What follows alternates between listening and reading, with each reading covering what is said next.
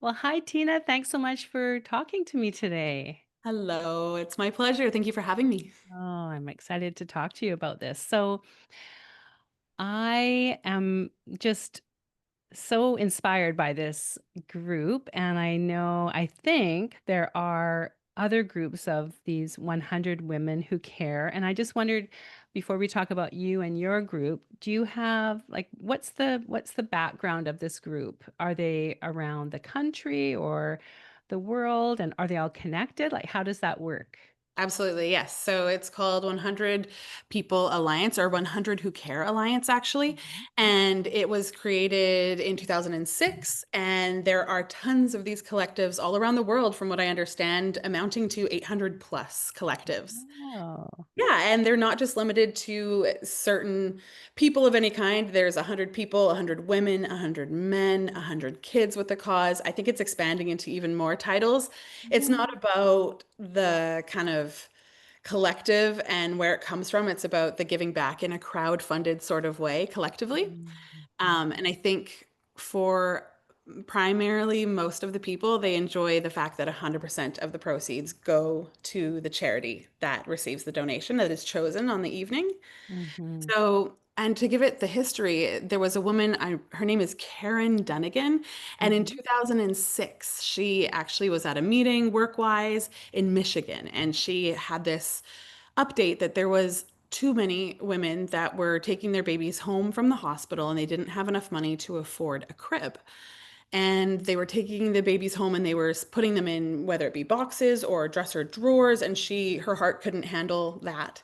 And she went Mm. home and it kept sticking in her mind, and she's like, what could I do as one person to change that for these women? That's it's coming up in these meetings and they want to do something about it and they're not sure what to do.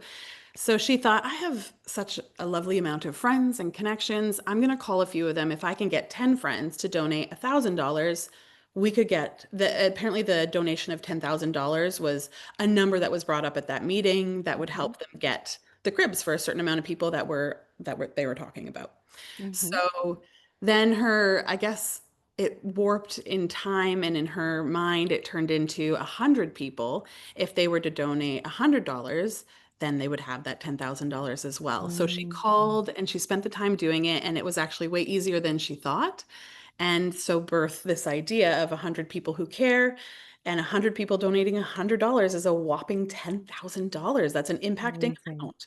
So yeah, Yeah. she started the collective. She started it, I believe, as 100 women who care, and then it Mhm. slowly grew into more people caring, larger hearts getting involved, and therefore it being the men Yeah. and all sorts of different chapters all around the world. Oh, that's great. Well, I know a lot of people who have listened to the podcast said that one of their favorite episodes was when I interviewed the 100 guys that care. I think is the way they phrase it, and which is in the same area that we're in. And it was wonderful. And just to hear how they do it and what they do. So I'm really excited to hear about your specific group. So how did you come to get involved and especially lead this group? How did that all start? Yeah, good question. Um, it Did you was get roped into it? no, I did it on my own accord, and if I'm totally honest, I was going through a divorce. It Mhm, was just the beginning of it. And as I was at that time needing something to pour my energy into, perhaps it was a mhm. distraction Yes. at the time when I look back. Yeah. I heard about it because I was volunteering for an organization called Baby Go Round, where they collect Mhm, gently used baby items. And on their social media, they had a big check for $10,000. And I thought, oh, cool. Like, who did it come from? And it said 100 Women Who Care, Vancouver, which is the mhm, closest metropolis or city to where I live, but it's still about 45 minutes away. And I was like, whoa, that's interesting. What's that? Research it, find out how they operate, how they made this donation. And then I was like, well, I want to be a part of that too. So I went to find the Fraser Valley, which is our suburb area where we are. And I didn't find it, and I couldn't find anything operating. And I thought, oh, how cool if I start that. I ended up finding that there was a woman, a fellow realtor friend of mine, well, became a friend of mine. She started it, but it was so much that she didn't get it going because it wasn't it was a lot more work than she thought. So I ended up meeting her. She ended up living a block away from me, ironically, at the time. Wow. And yeah, her and I sort of launched it together. In the beginning was like, I've already tried. I don't really have the time to carve out to do it, but if you Mhm, want to take it and run with it, go for it. So we had between her and I think when we started, we had about 20 people just mhm, from word of mouth, mhm. and closest people that wanted to be involved. So her and I kicked it off. She kind of was like, here, take it and run. She had the logo designed, and I took it and run from there, just trying to Oh, spread the word. And that was, I mean, that's getting more into the start of it, but that's how I found mhm. out about it. And I still volunteer for Baby Go Round, and 100 Women has taken off now, finally, 6 years later. Well, Wow. we achieved the goal of 100 women now, so that's great. Oh my gosh. Right. And you just recently, I saw the many posts that you did. You posted like every day for a month or something, or Yeah. Yeah. yeah, to try and get some more women. And so how did that whole process go? Well, it worked, which I was so grateful for. Yeah. It's been like this huge goal of mine, and I'm someone who likes to set goals and accomplish them pretty Yeah. instantly. Like I'm really quick. Like I want to see it happening by the time I've decided I want to see it happening. So Yeah. for like we had of course started 6 or 7 years ago. We started with 20. It kind of stuck around 30 for a while, and then COVID. So we were no longer Hmm. able to have meetings in person. We went to Zoom. Right. And we just, it really shot it in the foot, if I'm honest. It kind of depleted the numbers. Things got Yeah. challenging. People wanted to see people in person. And Hmm. yeah, it was a little deflating, but I didn't want to give up on my goal. So we kept going on Zoom. We kept doing what we were doing, and I didn't add the pressure of getting to 100 throughout that time. I just Hmm. kind of put it away and said, we're going to make the impact that we can, whether that be $3,000 to $5,000 at a time. If we had 30 to Right. 50 members, then it would be 3,000 to 5,000. Right. And so we trucked along at that rate for several years. And once things got back to normal, I started putting more pressure on our members to spread the word and saying, hey, I can't do this without you. Please make sure you share the Yeah. word with all these people that you know. But still, it took 2 more years of me kind of saying that and not seeing the numbers. And we got close, and then people fall away, and we got close, and people fall away. Didn't actually hit the mark until about a month ago. And I Oh. do believe that daily posting helped a lot. I saw someone else posting about, um, they were posting about trying to find a wife, actually. It was a, it was posting every day, and he was like, I'm going to post every day till I find a wife. It was a catchy thing, and I don't know, it just dawned on me. I'm going to try this social media effort to That's a spread the great word. idea. And did he find a wife, do you know? I don't know. I actually don't haven't followed up with it. I just found it kind of funny. And like you could follow along Yeah. and see Yeah. it every day. Oh, Um, awesome. yeah, so it with this, it's all volunteer. We're not a charity cause that Hmm. has like government Hmm. whatever. I don't even know what they are because we Like don't have it. regulations and Yes. guidelines and things. Yeah. Yeah, Yeah. we are a collective through and through. So Yeah. we don't have those budgets to market. So our Hmm. marketing is if the news, will post about us or write an article about us, word of mouth, of course. Yeah. And we thought, well, social media is free, and I'm comfortable Yeah. like posting on social media. So why not give it a shot? And it seemed to bump us over that. I think we're at 105 today.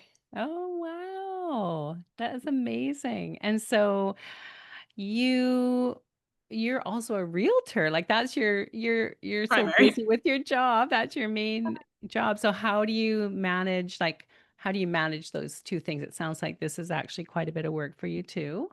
It So how do is, you yeah. I think being in the career of real estate, it's been 14 years for me now. I've now, in the past several years, finally learned how to have a pretty healthy work-life balance. Mhm. But I started when I was 21, so anyone knows, throughout your 20s, you're kind of just making things work. And I learned Mhm. that over the past 5 years, I'd say, how to really balance it all.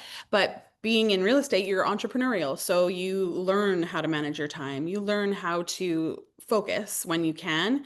And also, I'm a single mom. So then that adds in Mhm. another layer. So it's not always pretty. Mhm. But it is volunteer, and so I Yeah. can.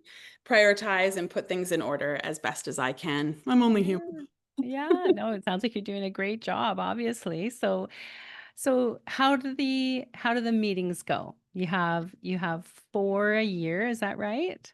Yep, we have Why don't you four. describe what happens at the meetings and how they go? We have one coming up this Thursday. So this is a really cool one because it'll be our first one at 100. Or it'll be our first check for 10,000, which I'm just so overjoyed to write. It's Wow. like the accomplishment is here. But at any meeting given up until this point, we would have as many members come and meet as possible. And if they can't meet, they're able to proxy vote. And they Mhm. proxy vote in advance, and then we count their votes as well as on location at the meeting, Mm, the mhm, votes in person. And mhm, the votes are done at the end of the meeting after we hear from three charities from the Fraser Valley. mhm. Those three charities present in 5-minute increments. It's timed, there's no presentation, fancy screens or pamphlets or anything. It's just a verbal, please tell us. I find it's really nice too when we hear from someone from the cause, they'll explain sort of why they got into this and Mm, what like drew them to the cause, what their okay. heartstrings are to it, and perhaps what they're able to do with the donation. So Mhm, these things are said in their 5-minute presentation and whatever they want to say. Um, mhm. and then after that, the members all vote. We take into account the proxy votes and we count and we write the check on the spot and present it to the cause that is selected by vote.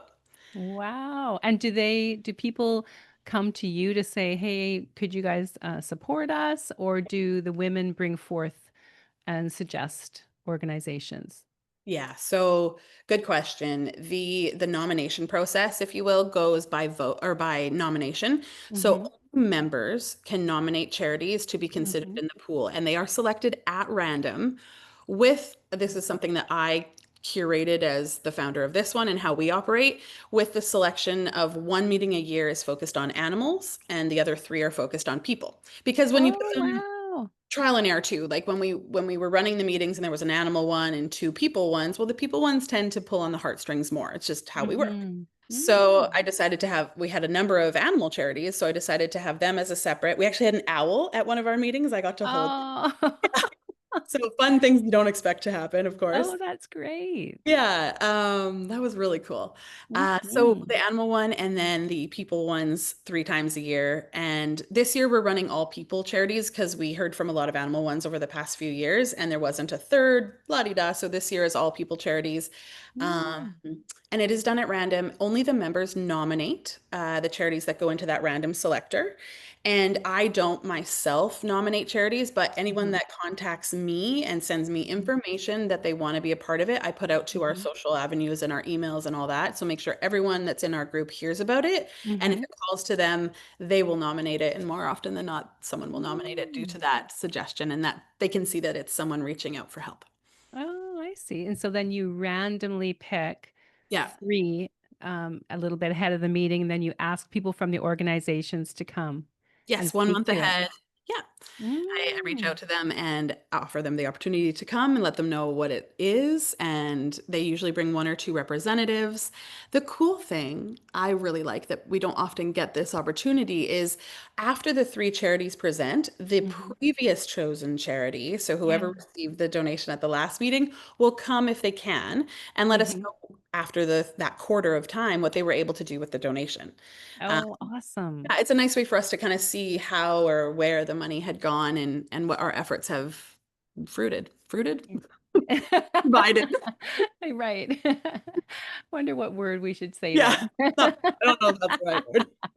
That's good, that's good. So I was gonna ask you I'll ask you more about that later about, what impacts you've made and what you've heard. But, do you have criteria specifically for Yeah, groups that you support? yes, sort of. Like we're a little more Mhm. loose than the original protocol, I guess. So one Yeah, of the things that we are different in, so the foundation of it would be that they have to be Fraser Valley focused. And if they're okay. bigger conglomerate kind of charity, then they have to have a chapter or a focus in the Fraser Valley, and then we Mm, mhm, allocate it to that town. Sometimes it's mhm, even as specific as Langley, South Surrey, mhm, Cloverdale, whatever it might be. mhm, Um, So if it's a big one, we make sure that it's their Fraser Valley chapter that it goes to or somewhere within it. We Right. do also where we kind of differentiate ourselves, I guess, is we are open to causes that are GoFundMe's or, but we would typically try and avoid the GoFundMe and go straight to the people, like a local family that's I see. so in that case, we wouldn't always be getting a tax receipt. So some of the collectives that run in other locations, they make sure that it's a tax receipt or something where they get the tax receipt back. We don't always have that because if majority of the people in our collective want to vote for this family in need, who am I to stop them? I think that's wonderful. So I think that's where I've Mhm. opened it up and we made a collective decision to open it up to that. But we haven't actually had that happen yet. We've had small causes receive, like very hyper-focused small local causes receive our donation, but not a family in need yet. But they are in Mhm. random selector. Okay. That's cool. And then you do you sometimes split up the amount or does it always go to one charity? Sort of. Like So you mentioned 100 guys, so Surrey. So Yes. they've been really profound in inspiring us to do things in different ways. We actually Mhm. host out of the same space. They've kindly offered us a similar hosting space, which is Yes. another thing we'll get into perhaps. But Yes. I've been to their meetings. I've learned a lot from them and taken things on that I think would work for our cause. And so Mhm. what we have taken on from them is they have a bar at their location and they have raffle and 50-50 and all sorts of things that they can do to help raise extra money. It's such a great space, I have to say. I love that in there because I did go and see it. And yeah, and so they can do these other things to raise a little bit more money while Yeah. at the meetings. Yes. So Yeah. typically, wherever we host, if it's an establishment, we have to have them Mhm. sponsor essentially and offer the space to us for free because we don't have the budget. Yeah. It's all volunteer run and all Mhm. no profit here. So they have to donate the space, which is getting harder and harder as we grow into these numbers because not everyone can host Right. 100 people. It Yeah. helps that we meet on weeknights, so then we're not taking up those precious weekend times. Those prime. Yeah. But yeah, we always fall back on the barn, and that's a wonderful space. I love it. So what they do, a couple different efforts, but what we've adopted is a raffle or a 50-50, depending on where Mhm. we're hosting. And then the proceeds of that will go towards the two runner-up charities. Oh, So we divide it up between them if it's a raffle. And then if it's a 50-50, we'll do the 50-50 will go to one of the runner-up causes, and then the bar proceeds will go to the second or third runner-up charity. oh, that's It's kind of depending on where wonderful. we're yeah. Yeah, that's a great idea. And this was such a big thing for me. My heart every time we presented the check to the one cause that was fairly voted on, sure. Yeah. Oh, like it felt like I wanted to also Yeah. give to the other two. I didn't want them to. Right.